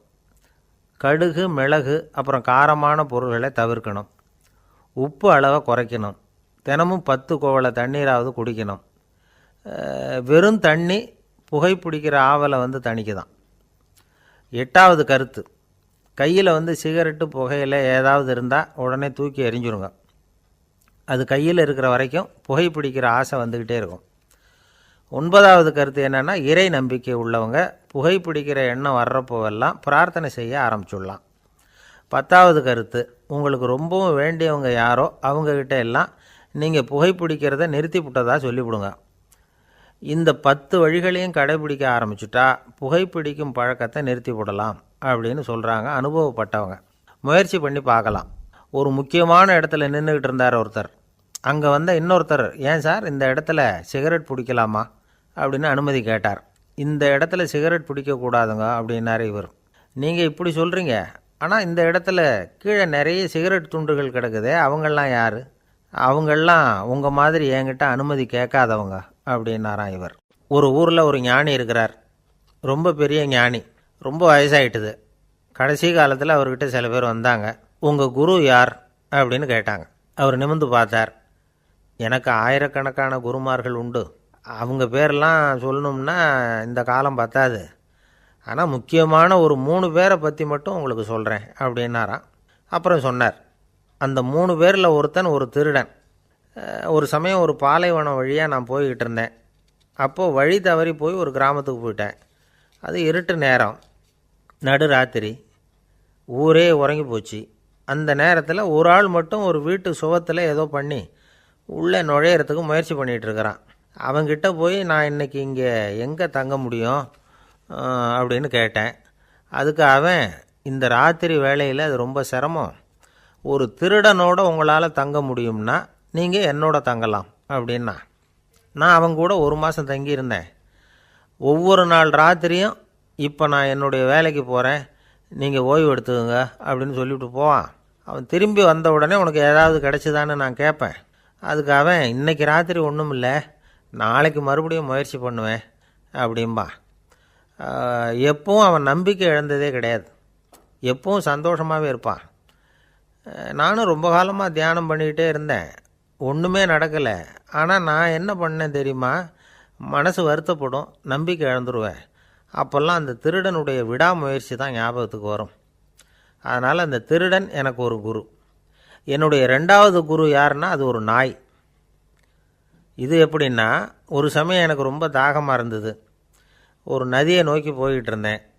அப்போது ஒரு நாயும் வந்தது. அதுக்கும் தாகம். ஓடி ஆற்றை பார்த்தது. அதோட நிழல் ஆற்றுல தெரிஞ்சுது. அதை பார்த்ததும் பயந்துட்டுது. அதாவது அது தன்னுடைய சொந்த உருவத்தையே கண்டு பயந்தது. அதை பார்த்து குறைக்குது, திரும்பி ஓடிச்சு. ஆனால் அதுக்கு தாகம் அதிகமாக இருந்ததுனால அது மறுபடியும் திரும்பி வந்தது. பார்த்தா மறுபடியும் தண்ணியில் நாயோட உருவம் தெரியுது. இப்படி சில தடவை பண்ணிச்சு, இருந்தாலும் கடைசியில் தண்ணியில் குதிச்சுட்டுது துணிஞ்சி. இப்படி குதித்த உடனே அதோட உருவமும் மறைஞ்சுட்டுது. இதை பார்த்தேன். நான் என்ன புரிஞ்சுக்கிட்டேன்னா, எவ்வளவு தான் பயம் இருந்தால் கூட ஒருத்தன் தைரியமாக காரியத்தில் இறங்கணும் அப்படிங்கிறத புரிஞ்சுக்கிட்டேன். இந்த போதனை அந்த நாய்கிட்ட இருந்து எனக்கு கிடைச்சிது. இது ஒன்று. அடுத்தது, என்னுடைய 3வது குரு யாருன்னா, அது ஒரு சின்ன குழந்தை. நான் ஒரு சமயம் ஒரு நகரத்துக்கு போனேன். அங்கே ஒரு குழந்தை எரிகிற மெழுகுவத்தி ஒன்று எடுத்துக்கிட்டு வந்தது. நான் அந்த குழந்தைய பார்த்து வேடிக்கையாக கேட்டேன், ஏன் பாப்பா, இந்த மெழுகுவத்தியை நீயாவே கொளுத்துனியா அப்படின்னு கேட்டேன். ஆமான்னுது அந்த குழந்தை. சரி, இந்த மெழுகுவத்தி முன்னாடி எரியாமல் இருந்தது, இப்போ எரியுது. இந்த மெழுகுவத்திக்கு வெளிச்சம் எங்கேருந்து வந்தது, அதை எனக்கு காட்ட முடியுமா அப்படின்னு கேட்டேன் அந்த குழந்தைகிட்ட. இதுக்கு அந்த குழந்தை சிரிச்சுக்கிட்டு அந்த மெழுகுவத்தியை ஊதி அணைச்சுட்டுது. அதுக்கப்புறம் என்னை பார்த்து கேட்டுது, இப்போ இந்த மெழுகுவத்தியின் வெளிச்சம் போனதை பார்த்தீங்க இல்லையா, அது எங்கே போச்சுன்னு எனக்கு சொல்லுங்க அப்படின்னுது. அந்த குழந்தை இப்படி கேட்டதும் என்கிட்ட இருந்த ஆணவம் அழிஞ்சுட்டுது. நான் படித்ததெல்லாம் அந்த வினாடியில் சுக்கு நூறாக போயிட்டுது. என்னுடைய முட்டாள்தனத்தை நான் உணர்ந்தேன் அப்படின்னு இவ்வளவும் அந்த ஞானி விவரமாக சொன்னாராம். அதனால் நாம் இன்னார்கிட்டே இருந்து தான் இதை கற்றுக்கணுங்கிறது இல்லை, யாருக்கிட்டே இருந்தும் எதையும் கற்றுக்கலாம். நம்மால் ஒருத்தன் ஒரு நாய் வளர்த்துக்கிட்டு இருந்தான். அந்த நாய்க்கு வால் கிடையாது. யாரோ ஏற்கனவே வெட்டி எடுத்துட்டாங்க. இந்த நாய் தான் சார் எனக்கு குரு, அதுக்கிட்டே இருந்து கூட நான் பாடம் கற்றுக்கிட்டு இருக்கிறேன் அப்படின்னா. அப்படி என்ன கற்றுக்கிட்டேன் அந்த வால் இல்லாத நாய்கிட்டே இருந்து அப்படின்னு கேட்டோம். நாம் யாருக்கிட்டேயும் வாலாட்டக்கூடாது அப்படிங்கிற பாடத்தை அதுக்கிட்டே இருந்து தான் நான் கற்றுக்கிட்டேன் அப்படின்னா. ஒரே ஒரு ஊரில் ஒரு பாதிரியார் இருந்தார். ரொம்ப நாள் சந்தோஷமாக வாழ்ந்தார்.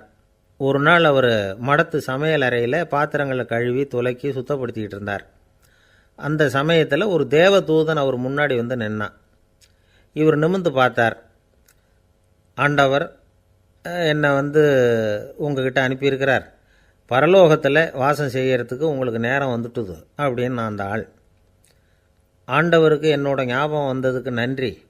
ஆனாலும் இப்போ இங்கே நீயே பாரு, எவ்வளவு பாண்டங்கள் பாக்கி இருக்குது, இவ்வளவையும் நான் சுத்தப்படுத்த வேண்டியிருக்கு. நான் நன்றி கெட்டவனாக இருக்க விரும்பலை. இந்த பணியை முடிக்கிற வரைக்கும் என்னுடைய பரலோக வாழ்வை தள்ளி வைக்க முடியுமா, நீ என்ன நினைக்கிற அப்படின்னு கேட்டார். தேவதூதன் தனக்கே உரிய விவேகத்தோட அன்போட பாதிரியாரை பார்த்தான். சரி, என்ன செய்யலாம்ங்கிறத அப்புறம் சொல்கிறேன் அப்படின்னு சொல்லிவிட்டு புறப்பட்டு போயிட்டான். ஒரு நாள் அந்த பாதிரியார் தோட்டத்தில் உள்ள களைகளையெல்லாம் ஒரு களை கொத்தியால் கொத்தி களை எடுத்துக்கிட்டு இருக்கிறார். அந்த சமயத்தில் இந்த தேவதூதன் மறுபடியும் அவர் முன்னாடி நிற்கிறான். பாதிரியார் பார்த்தார்.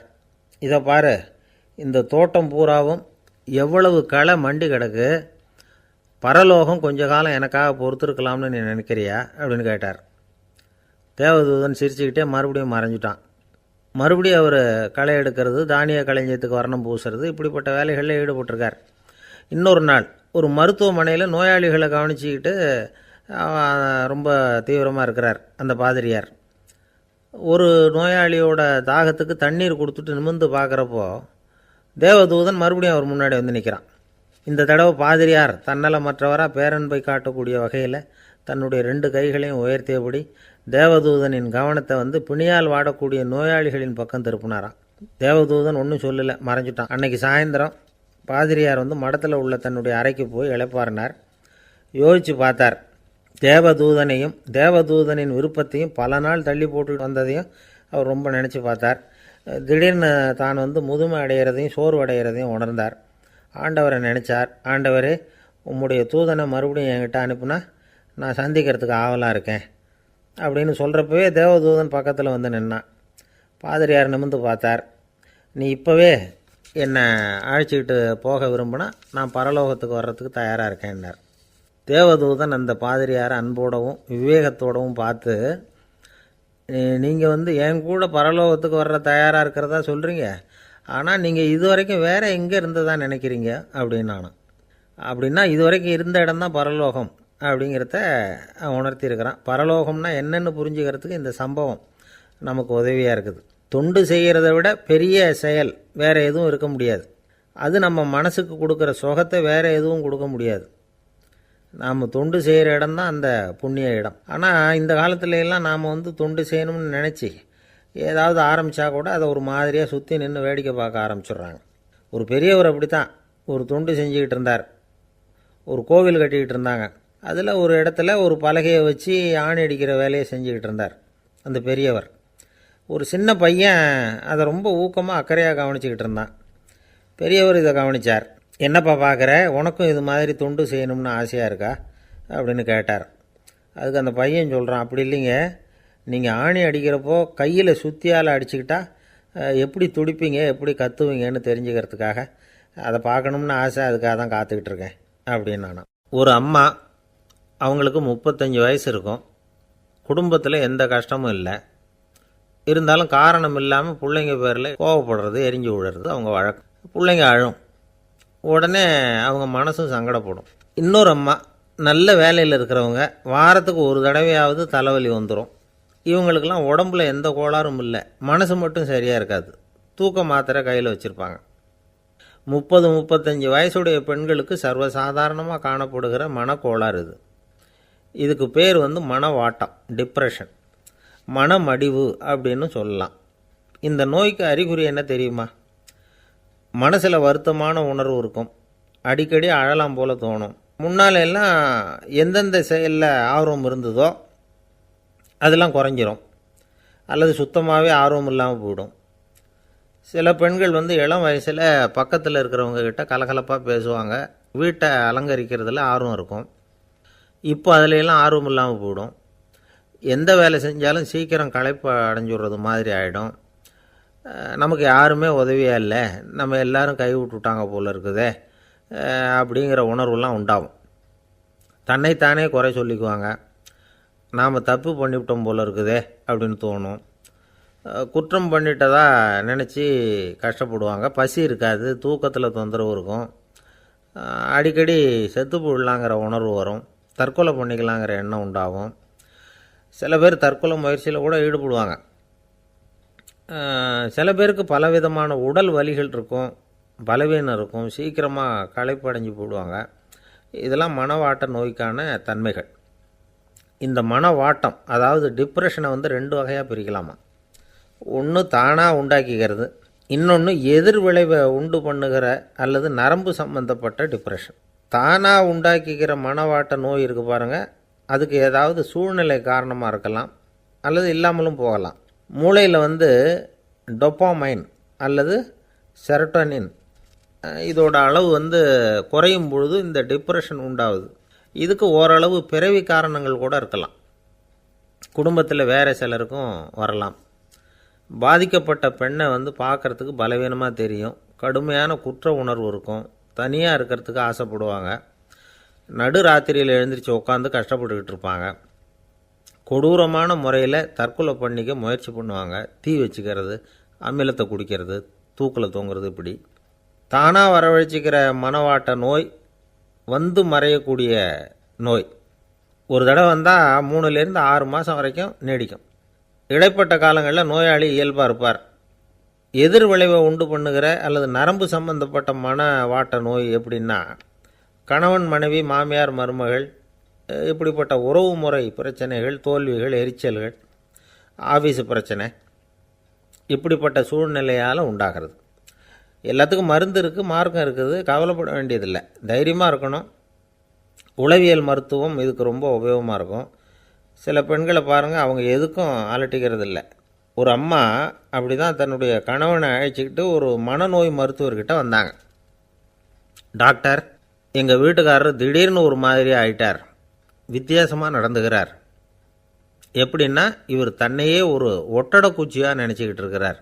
அப்படி நினச்சிக்கிட்டு தன்னுடைய தலையாலேயே வீட்டில் உள்ள ஒட்டடையெல்லாம் தொடச்சிக்கிட்டு இருக்கிறார் அப்படின்னாங்க. எவ்வளவு நாளாக அப்படி இருக்குதுன்னு கேட்டார் டாக்டர். 1 வாரமாக அப்படி இருக்குது அப்படின்னாங்க அந்த அம்மா. அப்படின்னா முன்னாடியே ஏன் அழைச்சிட்டு வரல அப்படின்னு கேட்டார் டாக்டர். வீடு பூரா சுத்தமாகட்டுமேனு பார்த்துக்கிட்டு இருந்தேன் டாக்டர் அப்படின்னாங்களாம் அந்த அம்மா. ஒரு காடு, அங்கே புத்தர் அவர் பாட்டுக்கு நடந்து போய்கிட்டே இருக்கிறார். அவருக்கு பின்னாடி ஒரு குரங்கு, அதுவும் தொடர்ந்து வந்துக்கிட்டே இருக்குது. புத்தர் திரும்பி பார்த்தார். குரங்கு அப்படியே குதித்து உயர எழும்பி ஒரு கிளையில் போய் உக்காந்துது. ஏன் இப்படி பண்ணுறேன்னு கேட்டார் புத்தர். என்னை சாதாரணமாக நினைக்க வேணாம், நான் மகாமந்தி, என்னால் எல்லாம் முடியும், முடியாதுங்கிற வார்த்தையே என்னுடைய அகராதியில் கிடையாது, என்ன வேணும்னாலும் செய்வேன் அப்படின்னுது. அப்படின்னா ஒரு பந்தயம் வச்சுக்கலாமான்னார் இவர். ஓ வச்சுக்கலாமேன்னுது. வேறு ஒன்றும் இல்லை, இப்போ நீ மேலே எழும்பி அந்த கிளையில் உட்காந்தது மாதிரி அங்கேருந்து தாவி என் உள்ளங்கையில் உட்காரணும், அவ்வளவுதான் அப்படின்னார். அப்படி உட்காந்துட்டா என்ன பரிசு அப்படின்னு கேட்டது அது. சொர்க்கத்தில் இருக்கிற மாமன்னன் மரகத சக்கரவர்த்தியை என்னோட இருக்கும்படியாக கூப்பிட்டுக்கிறேன். அந்த சமயத்தில் அவருடைய அரியணை அங்கே காலியாகிடும், நீ அதில் போய் உட்காந்துக்கலாம். பந்தயத்தில் தோத்துட்டா ஒரு கல்ப காலம் இந்த பூமியில் வாழ வேண்டியிருக்கும், அதுக்கு பிறகு தான் என்கிட்ட வர முடியும், என்ன சொல்கிற அப்படின்னார். குரங்குக்கு தாவறது ஒரு பெரிய காரியமா? இது எனக்கு ரொம்ப சாதாரண விஷயம், என்ன இப்போவே தாவட்டுமா அப்படின்னுது. சரின்னு சொல்லி உள்ளங்கையை நீட்டினார். அவருடைய கை தாமரை இலை அளவுக்கு அப்படியே விரிஞ்சுது. குரங்கு சௌகரியமாக உட்கார்றதுக்காக. குரங்கு தாவறதுக்கு தயாராச்சு. அதுக்கு முன்னாடி ஒரு சின்ன யோசனை அதுக்கு. இந்த கிளையிலேருந்து அந்த கைக்கு தாவறது எனக்கு ரொம்ப அற்பமான ஒரு வேலை, இது ரொம்ப சாதாரணம், என்னுடைய கௌரவத்துக்கு இது சரியாக இருக்காது. அதனால் நான் என்ன பண்ண போகிறேன்னா, இங்கேருந்து கிளையிலேருந்து அப்படியே உயர எழும்ப போகிறேன். எழும்பி மேல் உலகம் போய் அங்கே ஒரு சுற்றிவிட்டு அதுக்கப்புறம் அங்கேருந்து நேராக இந்த கையில் உட்கார போகிறேன் அப்படின்னு நினச்சிது. என்ன யோசிக்கிற அப்படின்னார் புத்தர். ஒன்றும் இல்லை, இந்த பாயிரம் பார் அப்படின்னு சொல்லி தாவி உயர போயிட்டுது. கொஞ்ச நேரத்தில் வான உலகத்துக்கே போய் சேர்ந்துட்டுது. அங்கே போய் பார்த்தா அங்கே ஒரு 5 பளிங்கு தூண்கள் இளம் சிவப்பு நிறத்தில் நின்றுக்கிட்டு இருக்குது. குரங்கு நினச்சிக்கிட்டது, புத்தர்கிட்ட போய் இந்த பளிங்கு தூண்களை பார்த்தோம்னு சொன்னால் அப்படியே திகைச்சு போயிடுவார், இந்த தூணில் ஏதாவது அடையாளம் செஞ்சுட்டு போகணும் அப்படின்னு அந்த இடத்துல மிதந்துக்கிட்டே நினச்சிது. உடனே ஒரு தூணில் எழுதிச்சு. என்ன எழுதிச்சுன்னா, ஒரு மகா ஞானி இங்கே வந்துட்டு போகிறார் அப்படின்னு எழுதிச்சு. எழுதிவிட்டு அப்படியே கீழே தாவி புத்தரோட உள்ளங்கையில் உட்காந்துது. எப்படி பார்த்தீங்களா என்னுடைய வேலை? வான உலகத்துக்கே போய் அங்கே இருக்கிற 5 பளிங்கு தூண்களை பார்த்துட்டு அதில் நான் வந்த விவரத்தை எழுதி வச்சுட்டு அதுக்கப்புறம் இங்கே வந்திருக்கிறேன் அப்படின்னுது ரொம்ப பெருமையாக. அப்படியா அப்படின்னார் புத்தர். ஆமாம், சந்தேகமாக இருந்தால் வாங்க, அழைச்சிட்டு போய் காட்டுறேன் அப்படின்னுது அந்த குரங்கு. அதுக்கு தேவையில்லை, அப்படியே கொஞ்சம் கீழே குனிஞ்சு பார்த்து தெரியும் அப்படின்னார் புத்தர். அங்கே பார்த்தா புத்தரோட உள்ளங்கை தெரிஞ்சுது. நல்லா உத்து பார்த்துது. அவரோட ஒரு விரலில் அது எழுதிய வாசகம் தெரிஞ்சுது. குரங்கு யோசனை பண்ணிச்சு, அப்படின்னா வானத்தில் நான் பார்த்தது புத்தரோட விரல்களா அப்படின்னு யோசிச்சுது. இதை புரிஞ்சுக்கிட்ட உடனே அந்த குரங்கோட கர்வம் அழிஞ்சு போச்சான். நம்ம மனசு தான் இந்த குரங்கு. மனம்ங்கிறதும் ஆணவங்கிறதும் ஒரு நாணயத்தின் 2 பக்கங்கள். மனம் உள்ளவரை ஆணவமும் இருக்கும். மனம் அழிஞ்சாதான் ஆணவம் அழியும். மனம் அழிய வேண்டும் அப்படின்னு பெரியவங்க சொல்கிறது இந்த அர்த்தத்தில் தான். நம்ம ஆளுங்க சவால் விடுறதெல்லாம் வேறு மாதிரி. ஒருத்தன் ஒரு வாய்க்காலை தாண்டுறேன்னு பந்தயம் கட்டி தாண்ட முடியாமல் வாய்க்காலில் விழுந்து காலை உடச்சிக்கிட்டு கட்டு போட்டுக்கிட்டு வந்தான். ஏன்டா அப்படின்னு கேட்டாங்க. நான் பந்தயம் கட்டின நேரம் சரியில்லை அப்படின்னா. எப்படிறான்னு கேட்டிருக்காங்க. வாய்க்காலில் தண்ணி இருக்கிற நேரமாக பார்த்து பந்தயம் கட்டியிருக்கணும் அப்படின்னானா. ஒரு ஊரில் ஒரு ஆள் இருந்தான். அவனுக்கு ஒரே ஒரு மகள். அவளை நல்ல இடத்துல கட்டி கொடுக்கணும்னு ஆசைப்பட்டான். அதுக்காக மாப்பிள்ளை தேடிகிட்டு இருந்தான்.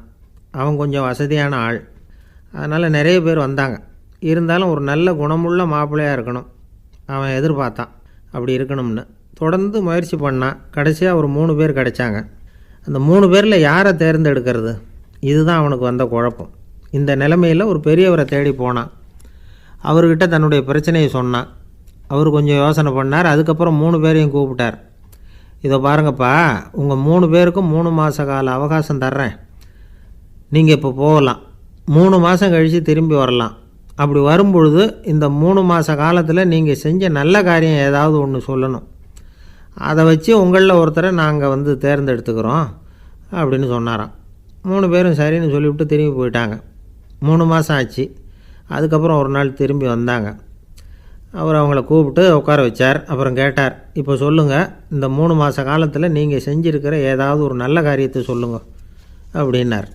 முதல்ல ஒருத்தன் எழுந்திரிச்சு நின்னான். ஐயா, எங்கள் அப்பா இறந்த பிறகு அவரோட கணக்கு வழக்குகளை எடுத்து பார்த்துக்கிட்டு இருந்தேன். அவர் ஒரு வியாபாரிகிட்ட 10,000 ரூபா கடன் வாங்கியிருக்கிறதாக எழுதியிருந்தார். அந்த வியாபாரியும் இப்போ உயிரோடு இல்லை. இருந்தாலும் அந்த வியாபாரியோட மகனை தேடி கண்டுபிடிச்சேன். கணக்கு புத்தகத்தை காட்டினேன். எங்கள் அப்பா உங்கள் அப்பா கிட்ட 10,000 ரூபா கடன் வாங்கியிருக்கிறதாக இதை எழுதியிருக்கிறார். அதனால் அதை திருப்பி கொடுக்கறதுக்காக வந்திருக்கிறேன், இந்தாங்க அந்த பணம் அப்படின்னு சொல்லி கொடுத்துட்டு வந்துட்டேன் அப்படின்னு நானும். இதை பெரியவர் கவனமாக கேட்டுக்கிட்டார். அதுக்கப்புறம் 2வது இளைஞன் எழுந்திரிச்சான். ஐயா, நான் போன மாதம் ஒரு நாள் ராத்திரி வேளையில் ஒரு காட்டுப்பாதை வழியாக எங்கள் ஊருக்கு போய்கிட்டு இருந்தேன். அந்த சமயத்தில் அந்த வழியாக வந்துக்கிட்டு இருந்த ஒரு வழிப்போக்கர்கிட்ட 4-5 திருடர்கள் வம்பு வளர்த்து அவர்கிட்ட இருந்த பொருளை எல்லாம் கொள்ளையடிச்சிக்கிட்டு இருந்தாங்க. நான் உடனே ஒரு குச்சியை எடுத்துகிட்டு ஓடினேன். அந்த திருடர்களை அடித்து விரட்டினேன். பொருளையெல்லாம் மீட்டு அந்த வழிப்போக்கர்கிட்ட ஒப்படைச்சேன். அவரை பத்திரமா அழைச்சிட்டு போய் அவர் வீட்டில் விட்டுட்டு வந்தேன் அப்படின்னு நானும். இதையும் பெரியவர் கவனமாக கேட்டுக்கிட்டார். அடுத்தபடியாக 3வது இளைஞன் எழுந்திரிச்சான். ஐயா, போன மாதம் ஒரு நாள் நான் ஒரு மலைப்பாதை வழியாக போய்கிட்டு இருந்தேன். மலைப்பாதை விளிம்பில் ஒரு மதகு கட்டை, அது மேலே ஒரு ஆள் படுத்து தூங்கிட்டு இருந்தான். அந்த பக்கம் தவறி உருண்டு விழுந்திருந்தான்னா அதில் பாதாளம். அது மலையடி வாரத்தில் போய் தான் விழணும், அவ்வளவு பள்ளம். அது தெரியாமல் அவன் பாட்டுக்கு தூங்கிட்டு இருந்தான். நான் உடனே அவன்கிட்ட ஓடி போய் குனிஞ்சு அவன் முகத்தை பார்த்தேன். அப்போ தான் புரிஞ்சுது, அவன் ஏற்கனவே எனக்கு தெரியும். அவனை எனக்கு நிறைய கெடுதல் பண்ணியிருக்கிறான், இடைஞ்சல் கொடுத்தவன். இருந்தாலும் ஐயோ பாவம்னு நினச்சி அவனை எழுப்பி பாதுகாப்பாக வேற ஒரு இடத்துல படுக்க வச்சுட்டு வந்தேன் அப்படின்னு நானா. பெரியவர் இதையும் கேட்டுக்கிட்டார். அதுக்கப்புறம் அவங்க 3 பேரையும் பார்த்து, நீங்கள் போகலாம், நாங்கள் யோசித்து முடிவு பண்ணி உங்களுக்கு சொல்லி அனுப்புகிறோம் அப்படின்னாராம். அந்த இளைஞர்கள் புறப்பட்டு போயிட்டாங்க. அதுக்கப்புறம் அந்த பெண்ணோட அப்பாவை பார்த்து சொன்னார், இந்த 3 பேருமே நல்ல பிள்ளைங்க தான், அதில் ஒன்றும் சந்தேகம் இல்லை. இருந்தாலும் இந்த 3 பேர் செஞ்ச செயல்களையும் ஒப்பிட்டு பார்க்க வேண்டியிருக்கு. முதல் இளைஞன் நேர்மைக்கு எடுத்துக்காட்டாக விளங்குறான். இந்த காலத்தில் இது மாதிரி இளைஞர்களை பார்க்குறது ரொம்ப கஷ்டம்தான். இருந்தாலும் அவன் கடமையை தான் செஞ்சான். 2வது இளைஞன் நல்ல வீரன், தைரியசாலி. ஒரு வீரன் எதை செய்யணுமோ அதைத்தான் இவன் செஞ்சான். இவன் ஒரு லட்சிய மனிதன். 3வது இளைஞன் தன்னுடைய பகைவனுக்கே உதவி செஞ்சுருக்கான். அவன் உயிரை காப்பாற்றியிருக்கிறான். பகைவனுக்கு அருள்வதுங்கிறது ஒரு சாதாரண மனுஷனால் செய்யக்கூடிய காரியம் இல்லை. பகையை மறக்கிறதும் பகைவனுக்கு அருள்வதும் தெய்வீக பண்புகள். அதனால் இவனையே உன்னுடைய மகளுக்கு ஏற்ற மாப்பிள்ளையாக தேர்ந்தெடுக்கலாம் அப்படின்னு சொன்னாங்களாம். ஒரு நல்ல நாளில் அவங்களுக்கு திருமணம் நல்ல விதமாக நடந்து முடிஞ்சுதான். இது சுவாமி சின்மயானந்தர் சொல்லியிருக்கிற ஒரு கதை. இதிலேருந்து நாம் புரிந்து கொள்ள வேண்டிய ஒரு கருத்து, நமக்கு கெடுதல் பண்ணவங்களுக்கும் நாம் நல்லது செய்யணும். ஆனால் நடைமுறையில் அப்படி நம்மளால் செய்ய முடியறதில்ல. அதுதான் சிக்கல். நம்மால் ஒருத்தங்கிட்ட கேட்டேன், ஏண்டா உன்னுடைய பகைவன் ஒருத்தன் அது மாதிரி ஒரு மலைப்பாதை மதகு கட்டையில் படுத்திருந்தா உடனே நீ என்ன நினைப்ப அப்படின்னு கேட்டோம். இது ஒரு அருமையான சந்தர்ப்பம்னு நினைப்பேன் அப்படின்னா. எதுக்குன்னு கேட்டோம். அவனை அந்த பக்கமாக உருட்டி கீழே தள்ளுறதுக்கு அப்படின்னா. ஒருத்தர் ரொம்ப கவலையோடு உட்காந்துருந்தார். எதை பற்றி சார் கவலைப்படுறீங்கன்னு கேட்டோம். எதிர்காலத்தை பற்றி கவலைப்படுறேன்னார். ஏன்னு கேட்டோம். என்ன பண்ணுறதுன்னே தெரியல சார், எதிர்காலம் ஒரே இருட்டாக இருக்குது, பாதையே புரியலன்னார். இன்றைக்கி நம்ம இளைஞர்கள் பல பேருக்கு எதிர்காலம் இருட்டாக தான் தெரியுது. அவங்கெல்லாம் இந்த கதையை கொஞ்சம் கேட்கணும். ஒரு மலை அடிவாரத்தில் ஒரு சின்ன கிராமம்.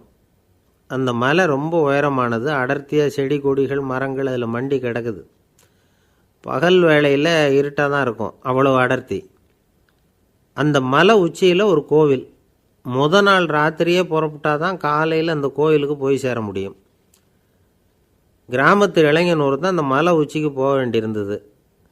கையில் ஒரு விளக்கை எடுத்துக்கிட்டு நாள் ராத்திரியே புறப்பட்டான். புறப்பட்டு போனவன் கிராமத்து எல்லையிலேயே நின்றுட்டான். ஏன் தெரியுமா? அவன் கையில் இருந்த விளக்கோட வெளிச்சம் 10 அடி தூரத்துக்கு தான் தெரியுது. அது வரைக்கும் தான் பாதை தெளிவாக இருக்குது. அதுக்கு அப்பாலெல்லாம் ஒரே இருட்டாக இருக்குது, பாதை புரியல. இவன் யோசனை பண்ணி பார்த்தான். மனசுக்குள்ளே ஒரு சந்தேகம். 10 அடி தூரம் தானே வெளிச்சம் தெரியுது, அப்படின்னா நாம் 10 அடி தூரம் தானே போக முடியும். அதுக்கும் அந்தாண்ட ஒரே இருட்டாக இருக்குதே, அதில் எப்படி நாம் நடந்து போகிறது? நாம் ரொம்ப தூரம் நடந்து போய் ஆகணுமே. அப்படிப்பட்ட நினப்பெல்லாம் அவனுக்கு வந்துவிட்டது. இதுதான் அவன் மனசில் ஏற்பட்ட தயக்கம். இப்படி யோசிச்சுக்கிட்டே அந்த இளம் ஆசாமி புறப்பட்ட இடத்துலையே நின்றுக்கிட்டு இருக்கிறான். அந்த சமயத்தில் ஒரு வயசான பெரியவர் அந்த பக்கமாக வந்தார். அவர் கையில் இதை விட சின்னதாக ஒரு விளக்கு வச்சுருந்தார். அது எப்படின்னா அது ஒரு 5 அடி தூரத்துக்கு தான் வெளிச்சம் காட்டுது. அவ்வளவு சின்ன விளக்கு. அவரும் மலை உச்சிக்கு போகிறதுக்காக தான் வந்துக்கிட்டு இருக்கிறார். அவரை பார்த்து இவன் கேட்டான், என்ன பெரியவரே, இவ்வளவு சின்ன விளக்க வச்சுக்கிட்டு அவ்வளவு தூரத்துக்கு எப்படி மலையேற போகிறீங்க அப்படின்னு கேட்டான். நீ ஏன் இப்படி தயங்கிட்டே நிற்கிறேன்னு கேட்டார் பெரியவர். என்கிட்ட இருக்கிற விளக்கு 10 அடி தூரத்துக்கு தான் பாதையை காட்டுதுன்னா. இப்போ பெரியவர் சொன்னார், தம்பி, உன் கையில் இருக்கிற விளக்கு கொடுக்குற வெளிச்சத்தை வச்சு நீ முதல்ல 10 அடி தூரம் முன்னாடி போ. 10வது அடியில் போய் நின்றுக்கிட்டு பாரு, மறுபடியும் ஒரு 10 அடி தூரத்துக்கு பாதை தெரியும். இப்படி உன் கையில் இருக்கிற விளக்கு தொடர்ந்து வெளிச்சம் காட்டிக்கிட்டே இருக்கும். நீ முன்னேற முன்னேற அந்த வெளிச்சமும் முன்னேறும். அதனால் எத்தனை கிலோமீட்டர் தூரம் வேணும்னாலும் நீ இந்த 10 அடி தூரம் வெளிச்சத்தை வச்சுக்கிட்டே நீ போயிடலாம், புறப்படு அப்படின்னார். இப்போ தான் அந்த பெரியவர் சொன்னது இளைஞனுக்கு பளிச்சுன்னு புரிஞ்சுதான். உடனே உற்சாகமாக புறப்பட்டான், உச்சிக்கு போய் சேர்ந்தான். இந்த கதையிலேருந்து நாம் புரிஞ்சிக்க வேண்டியது என்ன தெரியுமா? நீண்ட கால திட்டம் ஒன்று போடும் பொழுது நமக்கு முன்னாடி இருக்கிறத மறந்துட்டு மனசை போட்டு குழப்பிக்கக்கூடாது. உங்கள் கையில் என்ன இருக்கோ அதுலேயே உங்கள் எதிர்காலம் மறைஞ்சிருக்குது. கண் முன்னாடி தெரியறத வச்சு ஆரம்பிங்க, போக போக வழி தானாக புலப்படும் அப்படிங்கிறார் ஒரு பெரியவர். பெரிய பயணங்களையெல்லாம் இப்படி தான் நடத்த வேண்டியிருக்கும். ஒவ்வொரு அடியாக எடுத்து வச்சா ஓடி போய் சேர்ந்து விடலாம். மலைச்சி போய் நின்றுட்டா நின்றுக்கிட்டே இருக்க வேண்டியது தான். நம்ம ஆள்லாம் ரொம்ப மோசம்.